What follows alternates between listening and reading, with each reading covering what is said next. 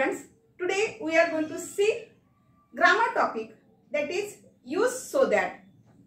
चला तर विद्यार्थी मित्रांनो, आज आपण असा भाग शिकणार आहोत की यूज सो दॅट तर शिकणार आहोत, पण कशा प्रकारचे वाक्य आले तर आपण कसं करणार. तर त्यामध्ये सो दॅटच्या वाक्यामध्ये जर बनवायचं असेल आणि वाक्यामध्ये जर फॉर्मला लागून नाउन किंवा प्रोनाउन जर येत असेल तर कशा प्रकारचा बदल होतो याविषयी जाणून घेऊया. चला, यूज सो दॅट. 8 मिनिटांची मुदत आहे बरं. का बरं असं झालं? स्टोरेज नुसार घेतली. Use so that the slippers were too large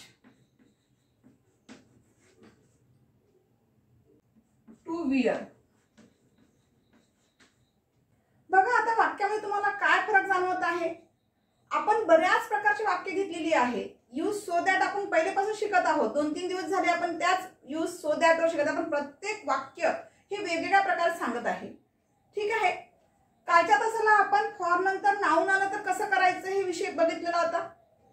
आजच्या तासामध्ये आपण हे बघणार आहोत का फॉर नंतर जर प्रोनाउन आलेलं असेल तर त्याचा बदल सो दॅट करत असताना कशा पद्धतीने करायचा हे आपल्याला जाणून घ्यायचं आहे. ठीक आहे. चला, दिलेल्या वाक्यामध्ये लक्ष टाकूया. The slippers were too large for her to where.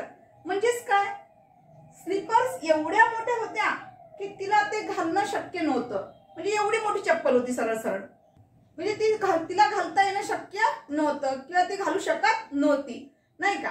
तर अशा वेळेस काय करायचं. तर आता बघा, या ठिकाणी आपल्याला यूज सो दॅट करत असताना नेहमी सारखं सरळ सरळ TOO पर्यंत वाक्य लिहित नाहीचं. The slippers were TOO omit करायचं आहे.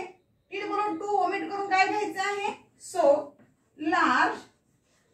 त्यानंतर काय करायचं आहे, लार्जच्या नंतर इथे तुम्हाला फॉर लागून काय दिसते आहे, प्रोनाउन आलेला आहे, नाही का. तर अशा वेळेस त्याला थोडं बाजूला ठेवून दिला का जो TOO आलेला आहे, या TOO ला कट करून या ठिकाणी काय घ्यायचंय तुम्हाला, दॅटचा वापर करा. दॅटचा वापर घेतल्यानंतर आपल्याला काय करायचं आहे की दिलेल्या वाक्यामध्ये जे फॉरला लागून आलेलं जे प्रोनाउन आहे त्या प्रोनाउनचा बदल सब्जेक्ट मध्ये कव्हर करायचा आहे. म्हणजेच काय करायचंय बरं, तर या ठिकाणी फॉरला लागून काय दिसते आहे, हर. तर हा फॉर तर ऑलरेडी कट होईलच, पण या हरचा बदल तुम्हाला कशामध्ये करायचा आहे, सब्जेक्ट मध्ये करायचा आहे. तर सब्जेक्ट मध्ये काय होईल, हरचा बदल या ठिकाणी काय होईल, शी होईल.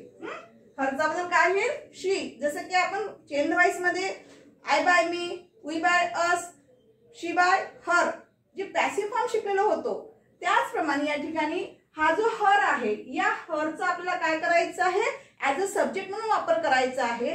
तर सब्जेक्ट म्हणून काय घेण्यात येईल, त्यानंतर शी हा बदल होईल त्याचा. मग त्यानंतर काय करायचं आहे, दिलेल्या वाक्यात जे टू बी फॉर्म आलेला आहे यावरून आपल्याला टेन्स ओळखायचा आहे. तो टेन्स कसा काढायचा आपण आधी आहे या अगोदरच्या व्हिडिओमध्ये आपण पाहिलेला आहे. तर या ठिकाणी वेअर हे काय आलेलं आहे, past tense to be form आलेला आहे. त्यामुळे वाक्यामध्ये तुम्हाला शी नंतर काय घ्यावं लागेल, कुड नॉटचा वापर करावा लागेल. म्हणजेच बघा काय होईल, शी कुड नॉट. त्यानंतर इथे कोणतं वर्ब आलेला आहे, विअर. विअर आलेला आहे. ॲज इट इज जशा तसं वर्ब घेतलं. आता या ठिकाणी तुम्हाला वाटेल विद्यार्थी मित्रांनो की वाक्य आपलं संपलं, तर इथे फुल स्टॉप द्यायचं नाही. अशा प्रकारचे जर वाक्य आले असेल तर तुम्हाला आणखी एक गोष्ट लक्षात घ्यायची आहे. कशाविषयी बोलत आहे आपण, स्लीपर्स विषयी बोलत आहे. मग अशा वेळेस सब्जेक्टकडे नजर टाका. दिला का जो स्लीपर शब्द आलेला, हा स्लीपर शब्द कसा आलेला आहे, सिंग्युलर प्लुरल कसा आलेला आहे, प्लुरल मध्ये आलेला आहे. प्लुरल म्हटलं तर याचा अनेकवचन काय होईल, दे.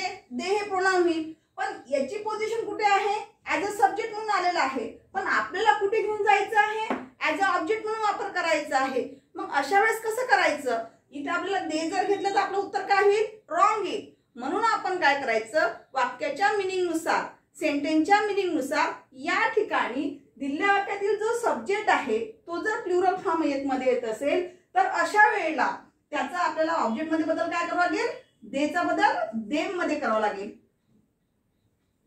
आलं लक्षात, तरच आपलं वाक्य या ठिकाणी कंप्लीट होईल. म्हणजेच बघा या ठिकाणी काय झालेला आहे अर्थ वाक्याचा, the slippers were so large that she could not wear them. म्हणजे स्लीपर्स एवढी मोठी होती की ती त्यांना घालू शकत नव्हती, इतकी मोठी चप्पल झालेली होती.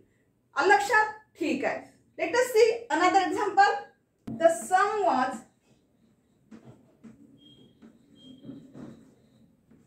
टू कॉम्प्लिकेटेड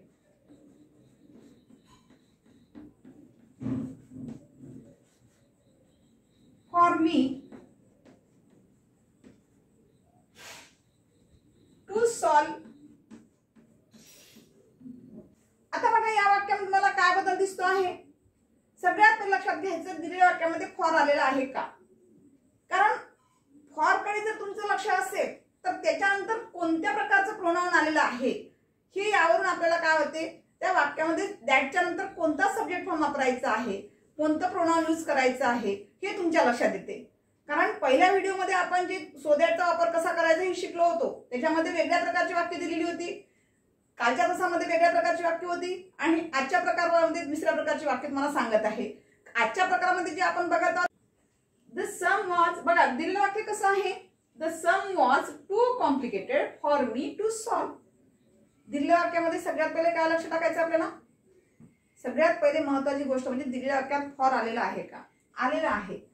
फॉरच्या नंतर काय आलेलं आहे बघा, या ठिकाणी प्रोनाउन आलेला आहे. कोणतं आलेलं आहे, मी हे प्रोनाउन आलेलं आहे, पॅसिव्ह प्रोनाउन आलेलं आहे. राईट, पॅसिव्ह प्रोनाउन आलेला आहे. मग अशा वेळेस आपल्याला वाक्य करत असताना नेमकं काय करणार आपण, तर आता जे सांगितलं मी त्याच पद्धतीने लक्षात द्या. चला याचा आन्सर कसं ते बघा. पहिले याचा मिनिंग समजून घ्या. काय सांगत याच्यामध्ये, the sum was too complicated for me to solve. म्हणजे दिलेलं वाक्य म्हणजे दिलेली जी सम आहे की इतकी माझ्याकरिता कठीण होतं की मी ते सॉल्वच करू शकत नव्हतं, म्हणजे मी ते सॉल्वच करू शकली नव्हती अशा प्रकारचं. तर आता बघा इम्पॉसिबल थिंग दिलेली आहे, पण अशा वेळेस असं वाक्य आल्यानंतर कसं करणार आपण. चला, the sum was so complicated. तिने बोलून टू ला कट करायचं, त्याऐवजी काय घ्यायचं आपल्याला, सो घ्यायचं आहे. टू कॉम्प्लिकेटेडच्या ऐवजी काय घ्यायचं आहे, सो कॉम्प्लिकेटेड. सो कॉम्प्लिकेटेड, त्यानंतर दॅट घ्या. दॅट घेतल्यानंतर काय करायचंय, हा फॉरला लागून जे आलेलं जे प्रोनाउन आहे पॅसिव्ह प्रोनाउन, याचा तुम्ही सब्जेक्ट मध्ये बदल करायचा आहे. म्हणजे मीचा सब्जेक्ट काय होईल, आय. त्यानंतर दिला का टू बी फॉर्म कोणता आलेला आहे, वॉज. वॉज काय इंडिकेट करते आहे, पास्ट टेन्स. त्यामुळे इथे काय घ्यावं लागेल तुम्हाला, कुड नॉट. I could not. नंतर जे व्हर्ब आहे वाक्यामध्ये ते व्हर्ब घ्या, सॉल्व. वाक्य संपलं का, नाही, अर्धवट वाक्य झालेलं आहे. कशामुळे अर्धवट झालेलं आहे, कारण या ठिकाणी ऑब्जेक्ट आलेला आहे का, इथे ऑब्जेक्ट आलेला आहे नाही आहे. जसं मगाच्या वाक्यामध्ये स्लीपर्सच्या ऐवजी आपण कोणता शब्द वापरलेला होता, डेम वापरला होता, कारण ते प्लुरल होतं. म्हणून आपण त्याचं ऑब्जेक्ट मध्ये कन्वर्ट करताना काय घेतलंय, स्लीपर्स घेतलाय का, नाही. तर आपण काय वापर केलेला आहे, देमचा वापर केला आहे. तसंच इथे वाक्य न म्हणजे वाक्य संपलेलं नाहीये. तर अशा वेळेस काय करायचं, दिलेल्या वाक्यात जो सब्जेक्ट आलेला आहे या सब्जेक्टचं तुम्हाला नंबर काढायचा आहे. नंबर काढायचा म्हणजे काय करायचं, ते कोणत्या नंबर मध्ये, एक वचन आहे की अनेक वचन आहे, आणि त्याच्यावरून तुम्हाला काय करायचं आहे, त्याचं ऑब्जेक्ट ठरवायचं आहे. म्हणजे हे कसं आहे, सम सिंग्युलर आहे. सिंग्युलर असल्यामुळे एक वचन असल्यामुळे आपण त्याचं प्रोनाउन काय घेतो, इट. म्हणून ऑब्जेक्टच्या ठिकाणी सुद्धा तुम्हाला काय घ्यावं लागेल, इट घ्यावं लागेल. चला, सांगायचा उद्देश एकच आहे की दिलेलं जे वाक्य आहे त्याचा अर्थ न बदलता आपल्याला आन्सर तयार करायचा असतो विद्यार्थी मित्रांनो. ठीक आहे. In this way we have seen sentences. तर आपण अशा प्रकारे आजच्या मध्ये आपण फॉरचे वाक्य कसे असतात सो दॅट मधील हे आपण बघितलेले आहे. ठीक आहे. In the next video we will see the next part of grammar. Thank you.